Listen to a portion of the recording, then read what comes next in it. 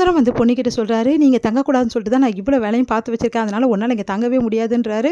உடனே வந்து பார்த்து முறைக்கிறாங்க.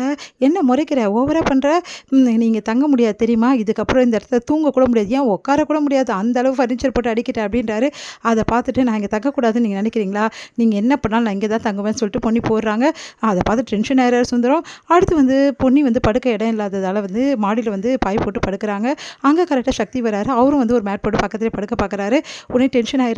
இங்கேருந்து போகிறீங்களா இப்போ இல்லையா, எதுக்காக இங்கே வந்தீங்க, என்ன பொண்ணி நீ இப்படி கஷ்டப்படும் போது நான் பார்த்துட்டு இருக்க முடியுமா, நானும் இங்கேயே படுத்துக்கிறேன் அப்படின்னா, நீங்கள் இங்கேயே படுத்து தூங்குங்க, நான் வேணா போயிடுறேன் அப்படி சொல்லிட்டு சொல்கிறாங்க. வேணா பொண்ணி நீ வேணா நானே போயிடுறேன் அப்படி சொல்லிட்டு அங்கே வந்து சக்தி ரூமுக்கு போகிறாரு. மனசே கேட்கல அவருக்கு, ரொம்ப கஷ்டமாக இருக்குது. உன்னை தரையில் படுத்து தூங்குறாரு. அடுத்து வந்து சாப்பிடல, எவ்வளோ சொல்லி யார் சொல்லியும் வந்து பொண்ணியும் சக்தியும் சாப்பிடல.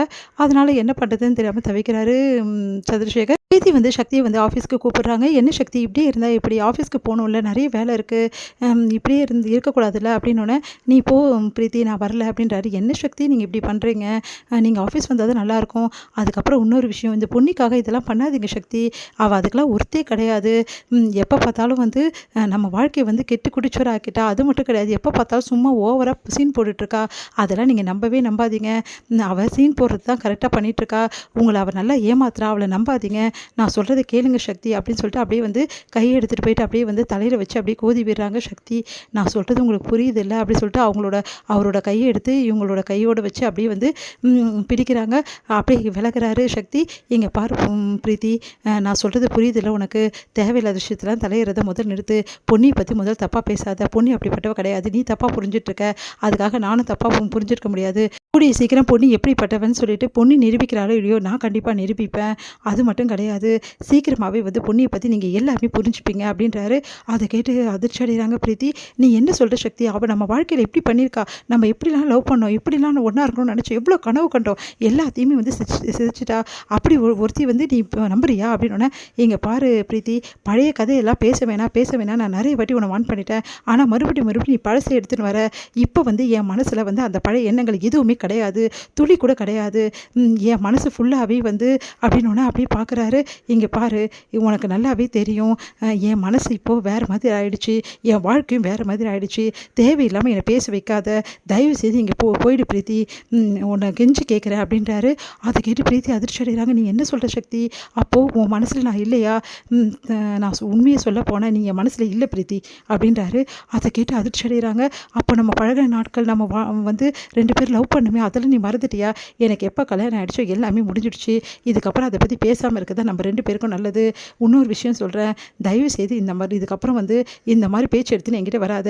எதுவாக இருந்தாலும் ஆஃபீஸை பற்றி பேசு, ஆஃபீஷியலை பற்றி பேசு, ஆனால் பர்சனல் விஷயங்கள் நம்ம பேசாமல் இருக்க தான் உனக்கும் நல்லது, எனக்கும் நல்லது அப்படின்றாரு. அதை கேட்டு வந்து அப்படியே பிரீத்தியால் தாங்கிக்கவே முடியல. என்ன சக்தி இவ்வளோ பிடிவாதமாக பேசுகிறான் அப்படின்னு சொல்லிட்டு செமையாக டென்ஷன் ஆகிடுறாங்க. பொன்னியை பற்றி இவ்வளோ தெரிஞ்சு கூட இப்படி பண்ணுறாடே அப்படின்னு சொல்லிட்டு டென்ஷன் ஆகிடுறாங்க. சரி பிரீத்தி, எனக்கு தனியாக இருக்கணும், தயவு செய்து இங்கேருந்து போயிடு.